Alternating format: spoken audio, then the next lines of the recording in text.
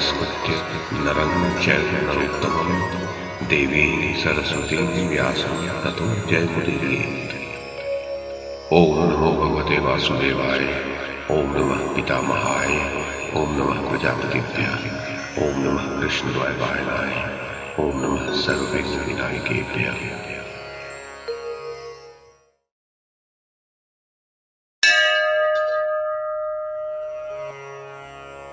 संजय ने कहा, महाराज धृतराष्ट्र, जब कौरव पक्ष का सैन्य समूह पुनः युद्ध के लिए लौट आया, उस समय म्लेच्छों का राजा शाल्व अत्यंत क्रुद्ध हो मद की धारा बहाने वाले पर्वत के समान विशालकाय, अभिमानी तथा ऐरावत के सदृश शत्रु समुदाय का संहार करने में समर्थ एक महान गजराज पर आरूढ़ हो पांडवों की विशाल सेना का सामना करने के लिए आया। राजन, वह गज महाभद्र नामक गजराज के कुल में उत्पन्न हुआ था। धृतराष्ट्र पुत्र दुर्योधन ने नित्य ही उसका आदर किया था। गज शास्त्र के ज्ञाता पुरुषों ने उसे अच्छी प्रकार सजाया था तथा सदा ही युद्ध के अवसरों पर वह सवारी के उपयोग में लाया जाता था। राजाओं में श्रेष्ठ शाल्व उस गजराज पर बैठकर प्रातःकाल उदयाचल पर स्थित हुए सूर्यदेव के समान सुशोभित होने लगा। महाराज, वह उस श्रेष्ठ गज के द्वारा वहां एकत्र हुए समस्त पांडवों पर चढ़ आया और इंद्र के वज्र की भांति अत्यंत भयंकर तीखे बाणों से उन सबको वेगपूर्वक विदीर्ण करने लगा। उसके बाण छोड़ने और सैनिकों को यमलोक पहुंचाने में कितनी देर लगती है, उसे कौरव या पांडव कोई भी नहीं जान पा रहा था। म्लेच्छराज का वह गज यद्यपि अकेला ही रणभूमि में विचर रहा था, तब भी पांडव, सृंजय और सोमक उसे सहस्रों की संख्या में देख रहे थे। सब ओर वही अनेकानेक हुआ दिखाई दे रहा था। वह शत्रुओं की सेना को चारों ओर भगाने लगा। तब योद्धा अत्यंत भयभीत हो जाने के कारण समर भूमि में ठहर नहीं सके। आपस में ही धक्के खाकर वे कुचले जाने लगे। गज के वेग को न सह सकने के कारण पांडवों की वह विशाल वाहिनी तितर बितर हो चारों दिशाओं में भाग गई। नरेश्वर, ये देख आपके प्रधान योद्धा म्लेच्छराज की प्रशंसा करते हुए गरजने और शंख बजाने लगे। उनका शंखनाद सेनापति धृष्टद्युम्न से नहीं सहा गया। वह बड़ी उतावली के साथ गज की ओर बढ़ा। उसे आते देख शाल्व ने द्रुपद पुत्र का वध करने के लिए गज को उसकी ओर दौड़ाया। तब धृष्टद्युम्न ने 3 भयंकर नाराजों से उस गज को बींध डाला। फिर उसके कुंभ स्थल को लक्ष्य करके उसने 500 नाराज और मारे। गज उन प्रहारों से आहत होकर पीछे की ओर भागा, किंतु शाल्व ने सहसा उसे लौटाकर धृष्टद्युम्न के रथ की ओर बढ़ा दिया। गजराज को पुनः अपनी ओर आता देख धृष्टद्युम्न भय से घबरा गया और हाथ में गदा ले बड़े वेग के साथ उस रथ से कूद पड़ा। इतने में गज ने रथ के पास पहुंचकर अश्वों और सारथी को कुचल डाला। फिर उच्च स्वर से गर्जना करते हुए उसने रथ को सूंड से उठाकर भूमि पर पटक दिया। उस समय पांचाल राजकुमार को शाल्व के गज से पीड़ित देख भीमसेन, शिखंडी तथा सात्यकी सहसा उसके पास दौड़े आए। आते ही उन्होंने अपने बाणों से गज का वेग रोक दिया। उन महारथियों के द्वारा अपनी प्रगति रुक जाने से गज विचलित हो उठा। उसी समय राजा शाल्व ने बाणों की वर्षा आरंभ कर दी। उसके सहायकों की मार खाकर पांडव रथी इधर उधर भागने लगे। शाल्व का यह पराक्रम देख पांचालों और सृंजयों ने हाहाकार करते हुए उसके गजराज को चारों ओर से घेर लिया। तदनंतर धृष्टद्युम्न ने बड़े वेग से धावा किया और उस पर्वताकार गज के ऊपर गदा की चोट करके उसे बहुत पीड़ित कर दिया। उस आघात से गज का कुंभ स्थल फट गया और वह चिघाड़ कर मुख से रक्त वमन करता हुआ धराशायी हो गया। इतने में ही सात्यकी ने एक तीक्ष्ण भल्ल से शाल्व का सिर धड़ से अलग कर दिया। तब वह म्लेच्छराज उस गजराज के साथ ही धरती पर गिर पड़ा। शाल्व के मारे जाने पर आपकी सेना का व्यूह टूट गया। सब सैनिक तितर बितर हो गए। ये देख महारथी कृतवर्मा ने आगे बढ़कर शत्रुओं की सेना को रोक दिया। उसे रणभूमि में डटा हुआ देख आपके भागे हुए सैनिक भी लौट आए। उस समय प्राणों की चिंता न करके लौटे हुए कौरवों का पांडवों के साथ घोर युद्ध होने लगा। कृतवर्मा की युद्ध कला आश्चर्यजनक थी। अकेला होने पर भी उसने समस्त पांडव सेना को आगे बढ़ने से रोक दिया। कौरव हर्ष में भरकर सिंहनाद करने लगे। उनकी गर्जना सुनकर पांचाल योद्धा थर्रा उठे। इतने में महाबाहु सात्विकी वहां आ पहुंचा। आते ही उसकी राजा क्षेमदूती से मुठभेड़ हुई। सात्विकी ने 7 बाण मारकर उन्हें तत्काल यमलोक पहुंचा दिया। ये देख कृतवर्मा ने बड़े वेग से सात्विकी पर धावा किया।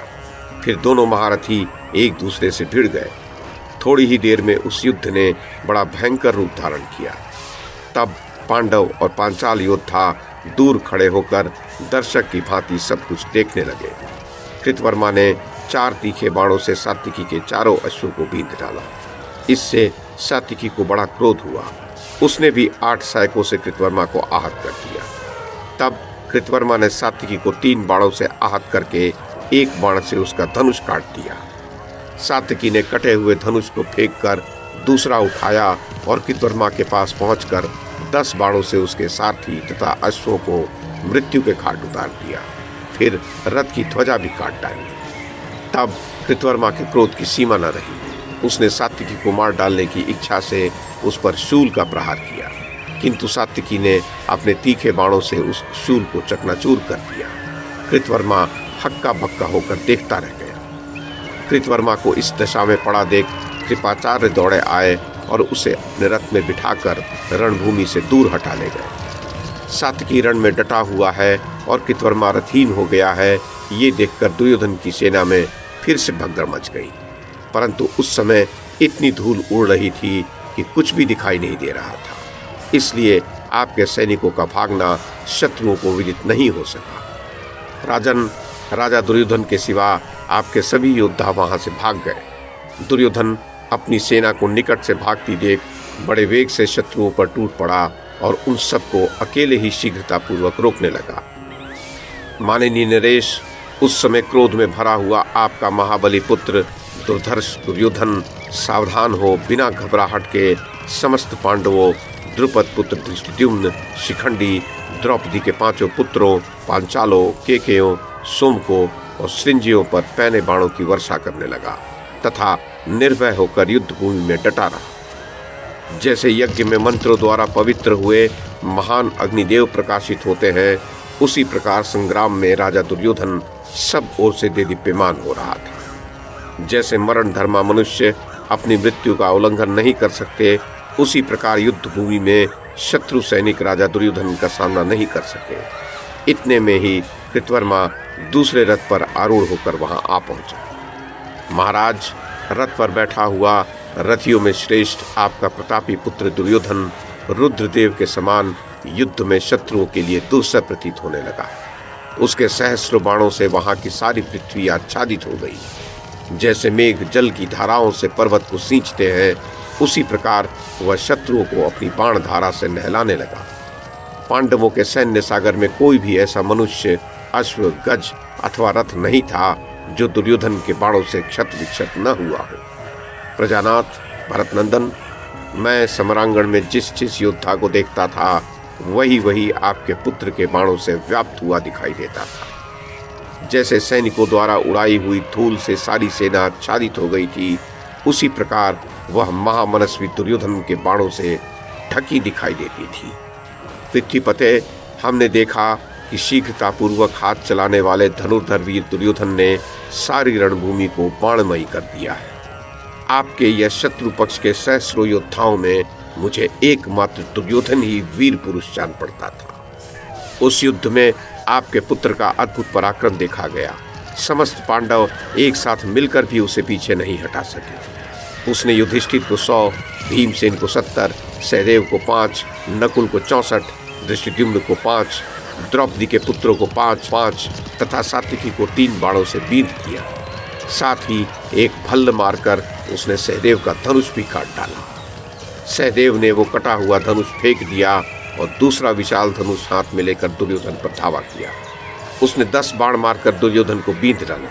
तत्पश्चात नकुल ने 9, सात्विकी ने 1, द्रौपदी के पुत्रों ने 73, धर्मराज ने 5 और भीमसेन ने 80 बाण मारकर उसे अत्यंत पीड़ा पहुंचाई।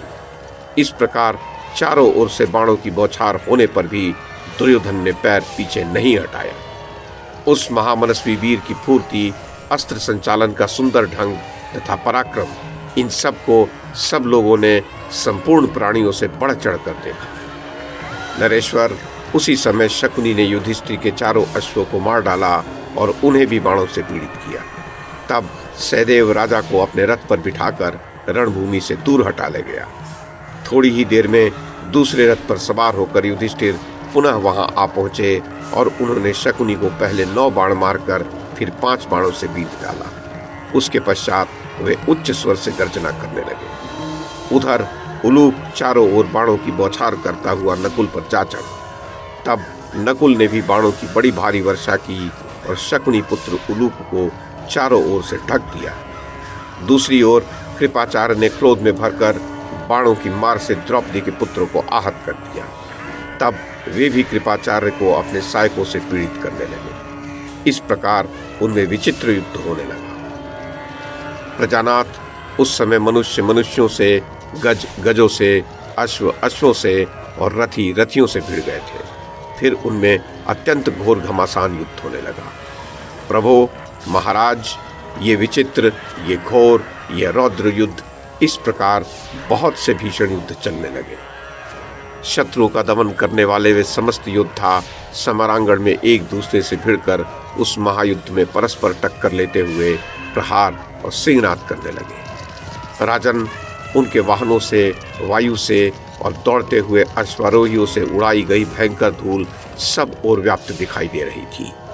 रथ के पहियों और गजों के उच्छ्वासों से ऊपर उठी हुई धूल संध्या काल के मेघों के समान सूर्य के मार्ग में छा गई थी।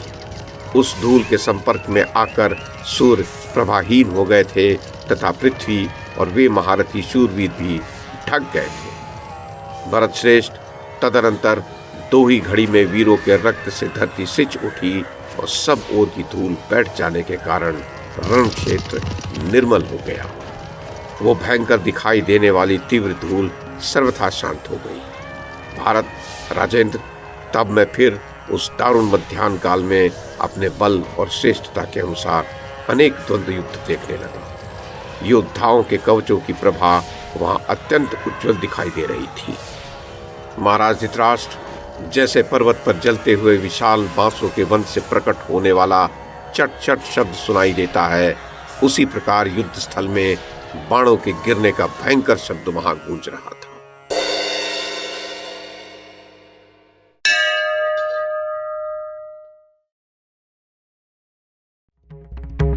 YouTube के माध्यम से महाभारत की कथा को एक श्रृंखला के रूप में प्रस्तुत करने का हमारा ये प्रयास यदि आपको सराहनीय लगा हो तो कृपया इस कड़ी को लाइक और शेयर करें, चैनल को सब्सक्राइब करें और बेल आइकन को दबाएं। साथ में अन्य लोगों को भी देखने के लिए प्रेरित करें। धन्यवाद और नमस्कार।